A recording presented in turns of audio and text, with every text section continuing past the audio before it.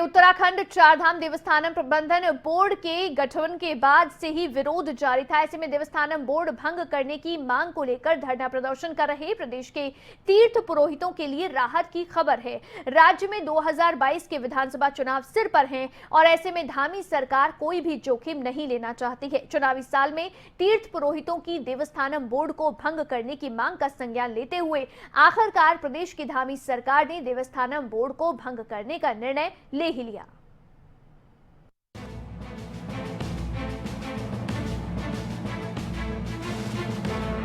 उत्तराखंड के मुख्यमंत्री पुष्कर सिंह धामी ने बड़ी घोषणा करते हुए देवस्थानम बोर्ड को भंग कर दिया है।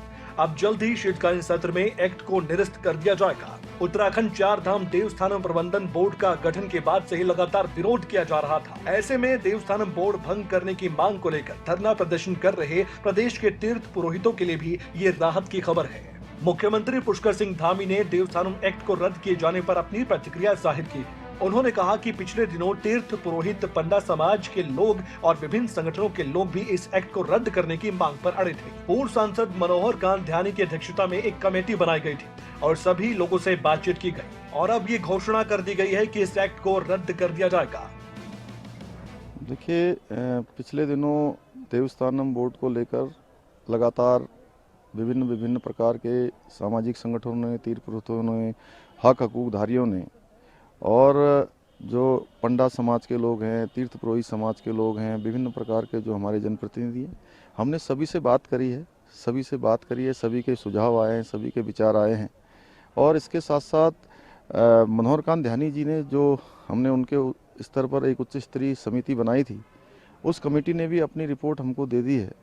हमने सारे विचारों पर, सारे पहलुओं पर सारा विचार करते हुए हमारी सरकार ने निर्णय लिया है कि हम इस अधिनियम को वापस ले रहे हैं।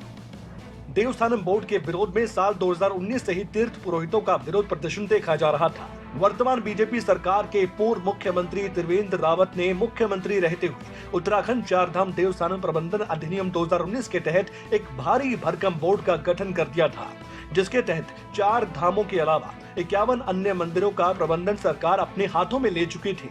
इसी दौरान सरकार का तर्क ये भी था कि प्रदेश के तीर्थ स्थलों में लगातार बढ़ रही यात्रियों की संख्या और इस क्षेत्र को पर्यटन और तीर्थाटन की दृष्टि से भी मजबूत करने की कोशिश की जाएगी। इसी उद्देश्य से इन स्थानों में सरकार का नियंत्रण जरूरी था। सरकारी नियंत्रण में बोर्ड मंदिरों के रख रखाव और यात्रा के प्रबंधन का काम भी बेहतर तरीके से करने का एक बड़ा मकसद था। चारधाम देवस्थानम बोर्ड को भंग करने की कार्यवाही पर बीजेपी के प्रदेश अध्यक्ष मदन कौशिक ने इसे सामान्य प्रक्रिया करार दिया है। उन्होंने कहा कि जनहित के बहुत से फैसले लिए जाते हैं और जनहित में ही बहुत से फैसले वापस भी लिए जा सकते हैं।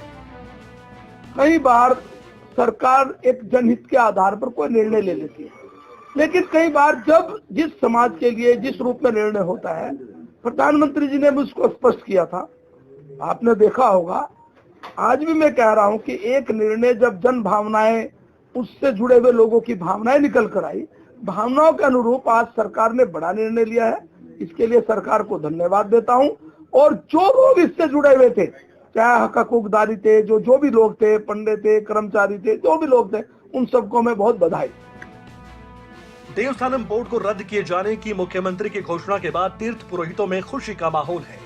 पिछले 2 साल से उत्तराखंड के 4 धामों के तीर्थ पुरोहित इस एक्ट को रद्द किए जाने की मांग कर रहे थे। उन्होंने पहले 4 धामों में आंदोलन भी किया था और उसके बाद देहरादून में मंत्रियों के आवास का घेराव और सचिवालय कूच भी किया था।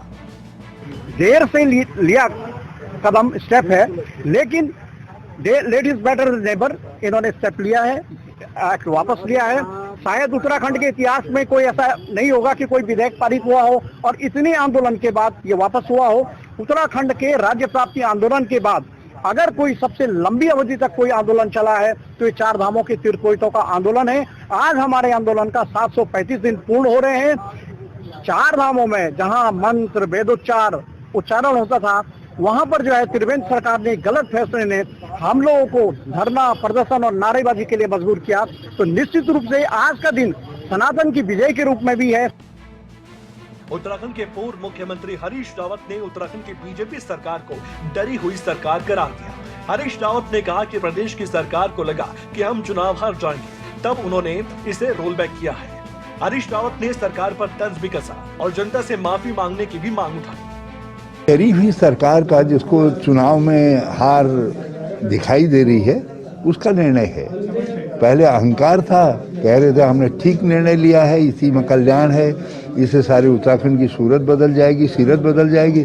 जब अब लगा उनको हम तो चुनाव ही हार रहे हैं, तो उन्होंने ये फैसला अपना एक प्रकार वापस ले लिया। लेकिन राज्य की जनता पूछ रही है तुम कितने अविवेकशील लोग थे कि सब विरोध कर रहे थे, तब भी तुम राज्य के ऊपर इसको थोपे हुए थे। और हम कह रहे हैं कि भाई यदि तुमने गलती स्वीकार की है तो माफी मांगो राज्य के लोगों से।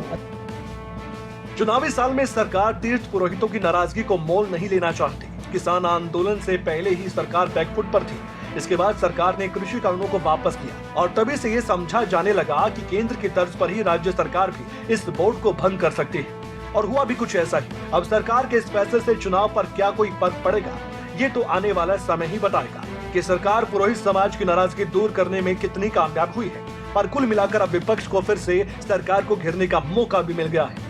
तीर्थ पुरोहितों का भी मानना है कि जब तक विधानसभा के पटल पर ये कानून निरस्त नहीं होते, तब तक ये मानना मुश्किल है कि 2019 से पहले की स्थिति सरकार ने बहाल कर दी है। गौर करने वाली बात ये भी है कि कृषि कानूनों की तरह ही देवस्थानम बोर्ड अभी लागू नहीं हुआ था और इसका कामकाज भी स्थगित था और लागू होने से पहले ही सरकार ने अब इसे वापस भी ले लिया। राव शफात अली, देहरादून, खबरें अभी तक।